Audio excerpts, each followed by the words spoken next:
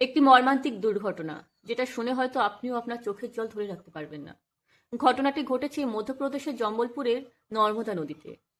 সন্ধ্যে 5:30 নাগাদ 50 জন যাত্রী একটি ক্রুজ জাহাজে করে নদীর মধ্যে ঘুরতে যায়। নদী থেকে কিছু দূর যাওয়ার পরেই খুব ঝড় শুরু হয়। তার আগে থেকে আবহাওয়া দপ্তর জানিয়েছিল যে সন্ধ্যে নাগাদ প্রচুর ঝড় বৃষ্টি হতে পারে, কিন্তু জাহাজ কর্মকর্তারা সেটাকে দেখেও না দেখার ভান করে তাদের শেষ জাহাজটা নিয়ে ঘুরতে বেরোয় 50 জন যাত্রীকে নিয়ে। যখন জাহাজটা আধা ঘন্টা মতো এগিয়ে গেছে নদীতে, তখন ঝড়ের গতি আস্তে আস্তে বাড়তে লাগলো। তীর থেকে স্থানীয় লোকজন জাহাজকে বলছে যে তোমরা জাহাজটা ঘুরিয়ে আবার তীরে নিয়ে এসো, কিন্তু জাহাজ চালক ভাবছে যে আর কিছুটা দূর ঘুরে তাড়াতাড়ি আবার তারা তীরে ফিরে আসবে।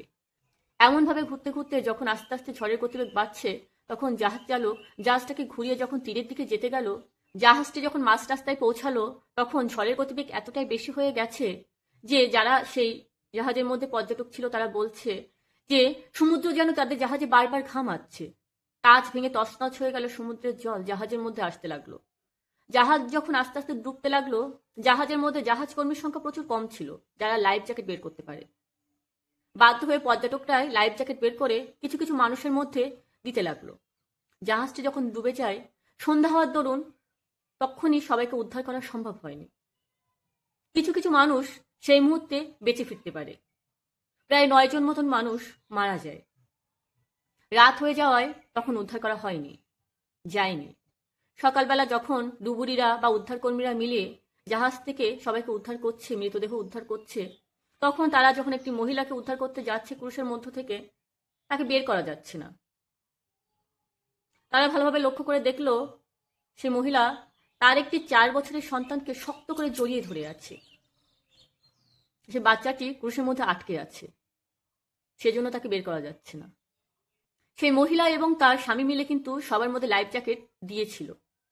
সে মহিলাও নিজে কিন্তু লাইফ জ্যাকেট পরেছিল, কিন্তু ডুবে যাওয়ার শেষ মুহূর্তে সে তার বাচ্চাকে লাইফ জ্যাকেট পরাতে পারেনি। যখন জাহাজটি ডুবে যায়, সে মা ভাবছে আমি তো লাইফ জ্যাকেট পরে আছি, আমি আমার বাচ্চাকে নিয়ে বেঁচে থাকতে পারবো। যখন সে দেখলো যে তার বাচ্চাটা আটকে আছে, তাকে নিয়ে সে উপরে উঠতে পারছে না, সে মা কিন্তু শেষ মুহূর্তে তার বাচ্চার হাতটি ছাড়েনি। সে মাটি ভাবলো যে যদি বাঁচতে হয় আমি আমার বাচ্চাকে নিয়েই বাঁচবো। সে মৃত্যুর শেষ মুহূর্ত পর্যন্ত তার বাচ্চাকে আঁকলে ধরে বুকের মধ্যে জড়িয়েছিল, যেন তার বাচ্চা তার থেকে আলাদা না হয়ে যায়। সে নিশ্চয়ই শেষ মুহূর্ত পর্যন্ত তার বাচ্চাকে নিয়ে উপরে ওঠার চেষ্টা করেছিল, কিন্তু পারেনি। সেই মহিলার স্বামী, তার 14 বছরের একটি মেয়ে, তার শ্বশুরমশাই সহ পরিবারে আরো অনেকেই ছিল সেই ক্রুশের ভিতরে। তারা সবাই বেঁচে ফিরতে পারলেও সেই মা তার সন্তানকে নিয়ে বাঁচতে পারেনি। মৃত্যু সবাইকে আলাদা করে দেয়, কিন্তু এক্ষেত্রে পারেনি। একটি মা থেকে তার সন্তানকে মৃত্যুও আলাদা করতে পারেনি।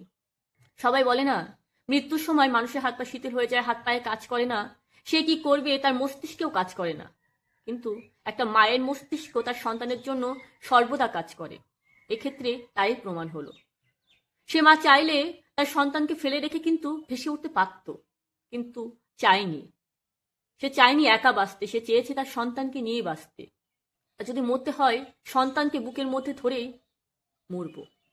সে সন্তান পরম নিশ্চিন্তে তার মায়ের বুকের মধ্যে মারা গেল, আর তার মা তার সন্তানকে বুকের মধ্যে নিয়ে তার শেষ নিঃশ্বাস ত্যাগ করলো। তার বাচ্চা তার মায়ের বুকের মধ্যে পরম নিশ্চিন্তে মাকে জড়িয়ে ধরে থাকলো যে আমার মা আমার সাথে আছে। আর তার মাও তার সন্তানকে তার শেষ নিঃশ্বাস পর্যন্ত বুকের মধ্যে জড়িয়ে রাখলো। মৃত্যুর আগ পর্যন্ত এবং মৃত্যুর পর পর্যন্ত একটি মা তার সন্তানকে ছাড়লো না। যখন সকালবেলা সে ক্রুশ থেকে সেই মা আর বাচ্চাকে ওইভাবে বের করা হলো, সেখানে উপস্থিত যত প্রশাসনিক লোকজন ছিল, যত মন্ত্রী মিনিস্টার ছিল, সবার চোখ দিয়ে জল বেরিয়ে এলো। তাদেরকে আলাদা করা যায়নি, মৃত্যুও তাদেরকে আলাদা করতে পারেনি।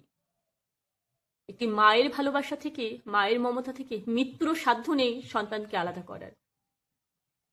মায়ের মতো ভালোবাসতে আর কেউ পারে না, মায়ের মতো যোদ্ধা আর কেউ নেই, যে মা তার সন্তানের জন্য তার শেষ নিঃশ্বাস পর্যন্ত যুদ্ধ করতে পারে, সন্তানকে বাঁচাতে নিজেও মরতে পারে।